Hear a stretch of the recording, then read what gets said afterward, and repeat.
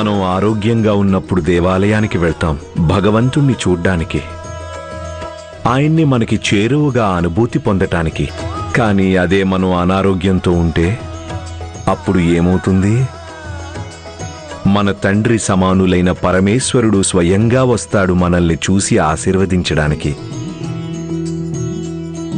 అలాంటి స్థితిలో ఏదైనా గుడికి వెళ్ళటం లేదా ఏదైనా పూజ చేయటానికి వెళ్ళటం భగవంతుడి దగ్గరికి వెళ్ళినట్టు కాదు. నిజానికి భగవంతుడికి దూరంగా వెళ్ళటంతో సమానమవుతుంది. ఎందుకంటే ఆ సమయంలో భగవంతుడు మన ఇంట్లో ఉంటాడు.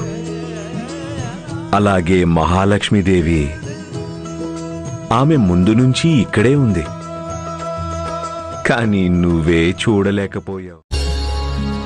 దైవం సన్నిధిలో కూర్చుని భక్తి విశ్వాసాలతో ప్రార్థిస్తే మన కష్టాలు సమస్యలన్నీ ఆయనే అంతం చేసేస్తాడు.